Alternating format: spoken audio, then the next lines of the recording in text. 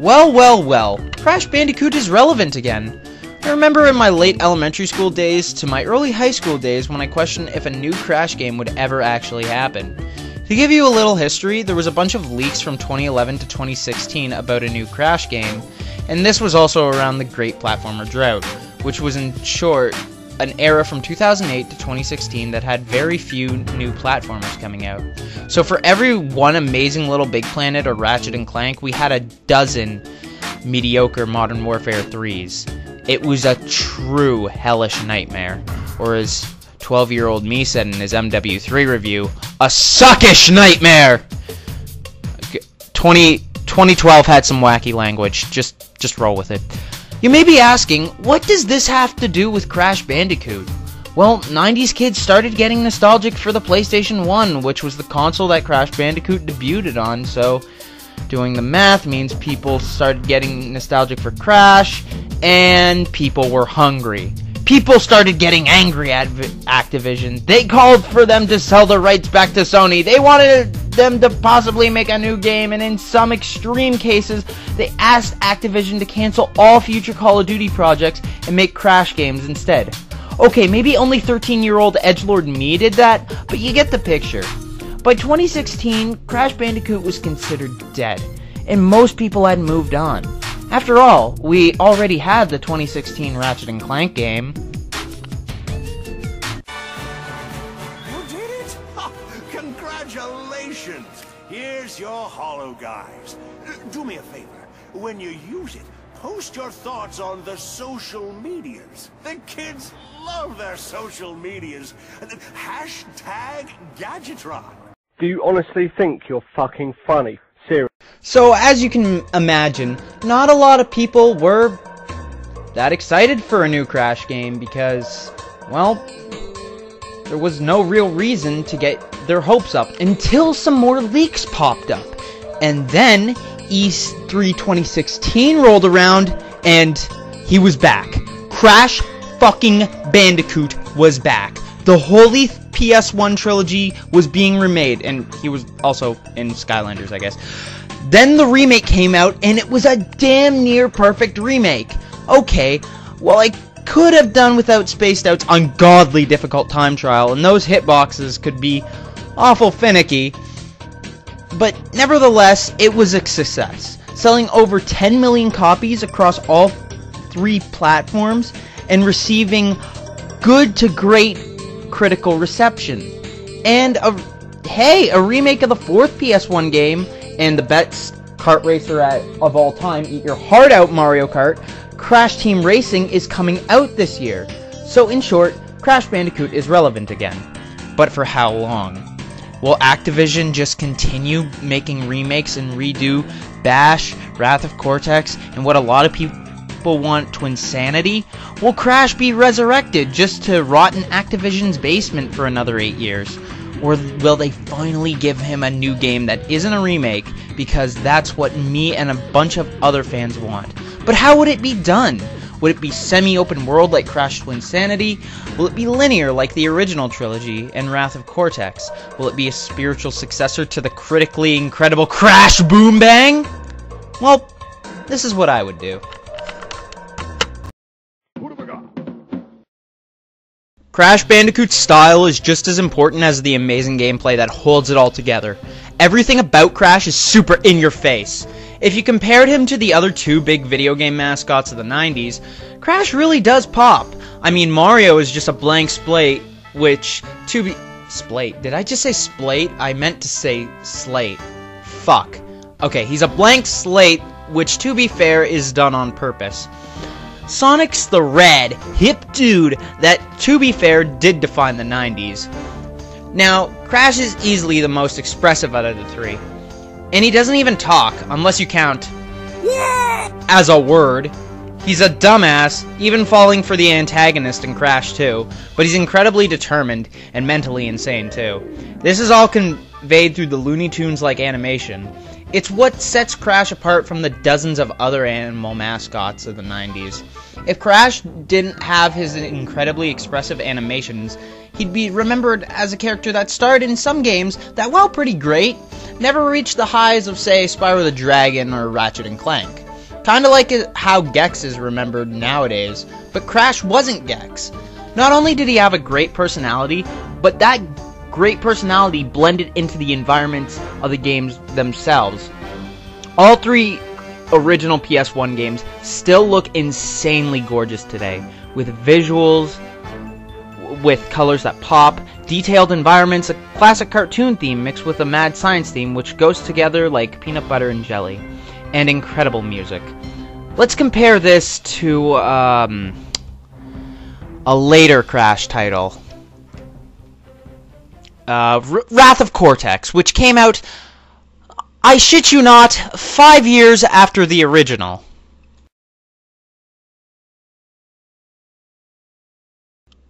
What the fuck is this? What the fuck did they do? Oh, no! Why? Oh, this looks awful!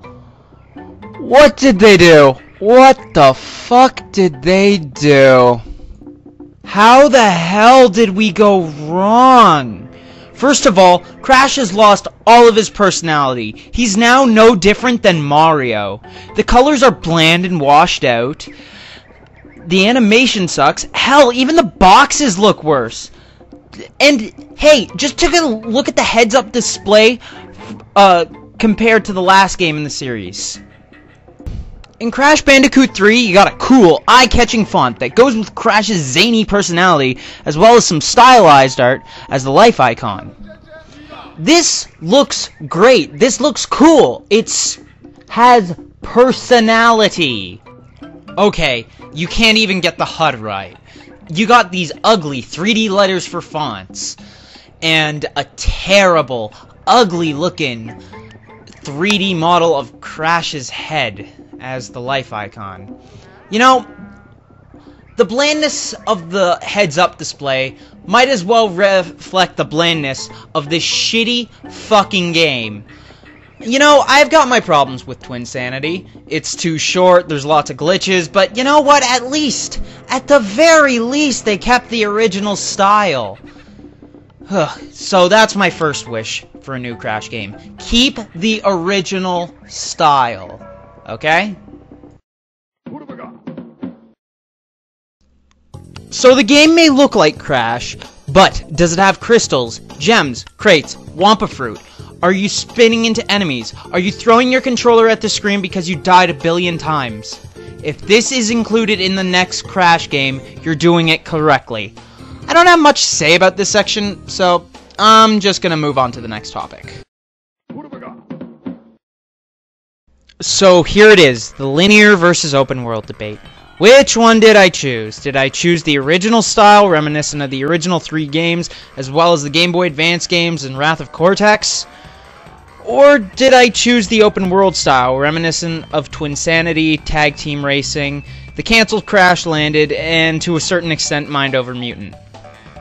Well, I chose the open world style, with a lot of the elements that came with the original style. Now, you may be wondering what open world Crash game I took inspiration from. As compared to the original Crash games, which just added little tweaks here and there, the open world Crash games are all pretty different from one another. So did I choose to take inspiration from Mind Over Mutant? God no. I wouldn't want this game to fail, would I? How about Crash Tag Team Racing? Yeah, not in a million years. How about the cancelled Crash Landed? While it looked cool, very little was known about it, so it could have been awful. So that just leaves the obvious answer. SpongeBob SquarePants Battle for Bikini Bottom. Let me explain. Both games star overly animated anthropomorphic animals, although yes, one is a sponge and the other is a bandicoot. Both characters have similar movesets as they both have spin attacks and ground pounds. Boss strategies in Battle for Bikini Bottom are similar to the ones found in the first 3 Crash games. You get power-ups just like in Crash, and the tikis in SpongeBob. Don't they seem oddly familiar? Yeah. So, for the next Crash game, have it be inspired by Battle for Bikini Bottom. It'll feel familiar, and it'll be inspired by one of the best 3D platformers of all time.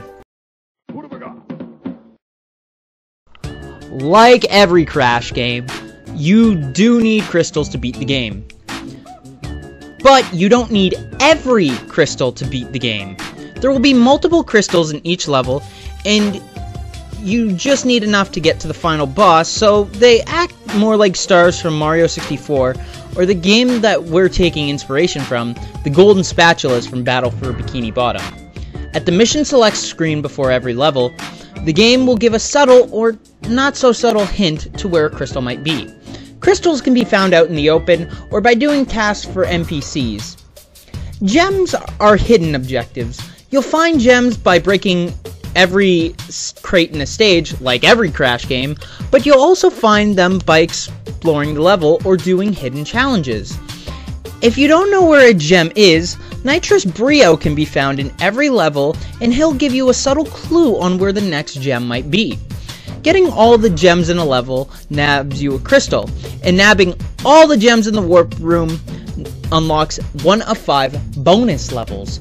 More about those later.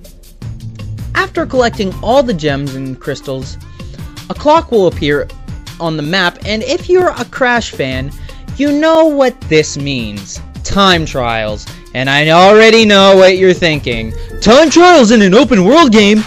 What the hell? How is that supposed to work? Well, I came up with a way to get relics into this game without being A, out of place, and B, not an annoyance. I repeat, not an annoyance. See, most Crash levels are designed with waiting in mind, and oftentimes there's no workarounds for the stuff that you have to wait for. I'm looking at you, Spaced Out. Luckily, Crash's new moveset will have more stuff that is inclusive to these time trials. More on those in a bit. Time crates will also appear, which can stop the clock for 1, 2, or 3 seconds. And yeah, so, like any other Crash game. Another big question is, well, since the maps are open-ended, how will you find the endpoint? Well, in the game, there will be a compass and an in-game map to tell you where the start and end points are. Relics come in 3 different flavors. There's the Sapphire Relics, which are awarded to you if your time was good, Gold if it was great, Platinum if it was excellent. So, no different. Getting Relics awards you with 4-player Crash Bash inspired minigames that can be accessed through the Extras menu. So this can satisfy the Bash fans. And they can unlock cheats too. Wumpa Fruits are back, and since I deducted that extra lives would be redundant here in an open world Crash game, they will be used to buy clothes for Crash, similar to how coins were used in Mario Odyssey. Now, I've mentioned warp rooms quite a few times here, so now is as a good time as any to segue into my next section. For all you classic Crash fans, warp rooms will return, but not as you remember. They'll be like Peach's Castle from Mario 64. There are 5 warp rooms, each housing 5 levels, but only 1 level will be unlocked from the outset, just like Mario 64. And if you don't like a level, don't worry. On average, you'll probably only need to do 3 out of 5 levels in a warp room because of the multiple crystal system. And if you're a completionist that got plenty of crystals in the previous warp room, then you might be able to do less than that. Before you enter a level, you'll be greeted with a mission screen. And the mission screen looks like this. It shows the main missions, the time trial, and how many gems you have in said level. There's also the extra level room located here in the warp room, and I guess now is as good a time as any to talk about the extra levels. Similar to the likes of Crash Bandicoot 2, 3, and Wrath of Cortex, there are extra levels. I mentioned how to get to these earlier, so I don't need to explain myself again.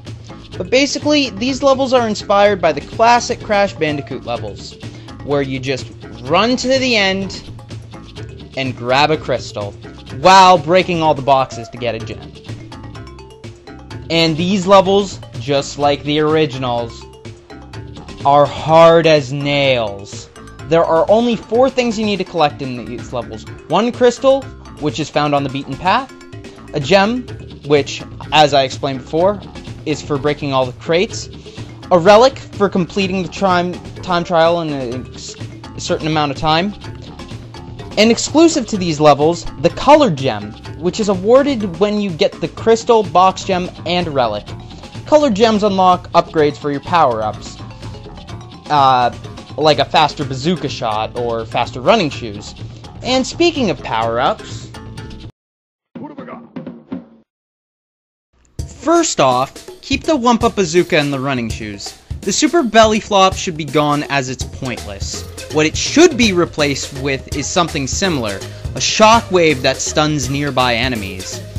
The double jump should be a part of the default moveset, or hell, remove it, as double jumping can often make platforming a little too easy.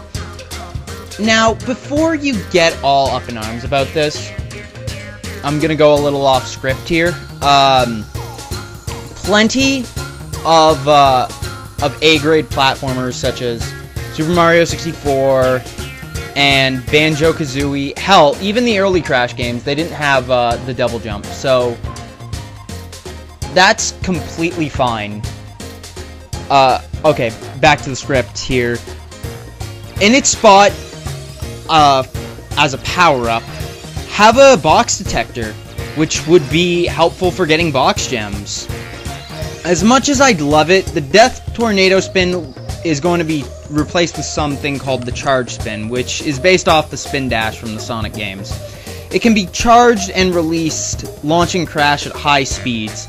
Useful for time trials, but can be highly risque as control suffers.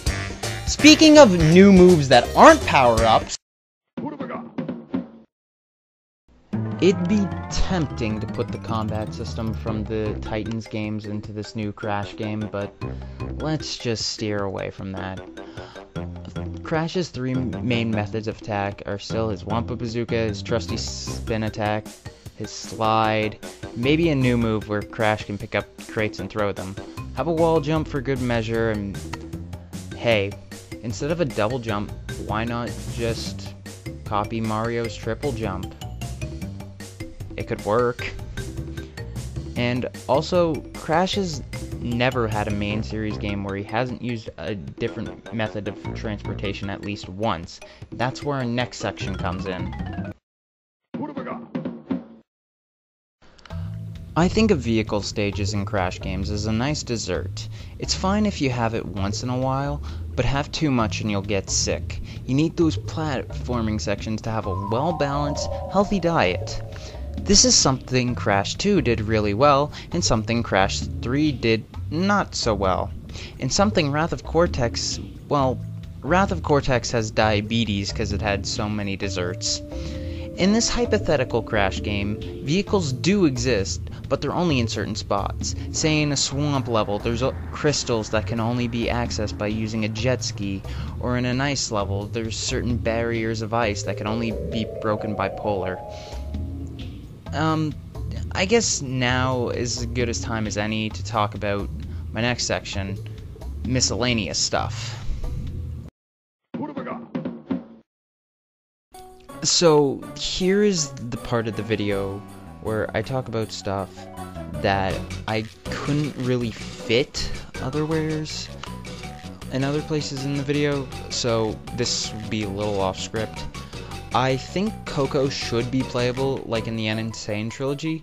However, you can give her some different attributes to make her better or worse in certain situations, but don't necessarily make her mandatory like the other Kongs were in Donkey Kong 64, because that would be just stupid. Collecting 3 Aku Aku masks no longer grants invincibility, but instead just gives you 3 hit points. Invincibility can be like the metal cap in Mario 64. I would love to see some classic bosses return, Joan Mo, Dingodile, Cortex, but I'd like to see some original bad guys. Hell, even Rilla-Roo could return and come back as a boss. The clothes shop would be like Mario Odyssey, can be accessed from any stage, and clothes can be bought by, like, Yuri, like that OCD robot from Nitro Card or whatever his name was. Some clothes grant extra abilities, like a gymnastic suits could give you a higher jump or something. Crunch could be playable, but I don't really know what he'd do. Toned down Crash is gibberish, and that's basically it. I know how divisive this fan base is, but I wanted something that could please everyone. Open-ended gameplay for the fans that want a remake of Twinsanity. The levels that didn't make it into Crash 1 make it in here for the Crash 1 fans. Crash 2 vehicles for the Crash 2 fans, and also the Crash 2 design philosophies, time trials for the Crash 3 fans, a better game to play for the Wrath of Cortex fans, mini games for the Bash fans, and a new game for Crash fans. Will Activision or Vicarious Visions see this video? Probably not. Did I stray away from the core of Crash Bandicoot? In some places, maybe.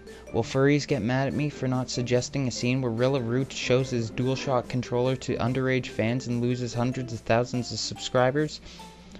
Probably. Was this video too fucking long? Yep. Did I have fun making this video? Yeah. I hope I can make this video into a series where I talk about more of my ideas for video games. So, until next time, play on.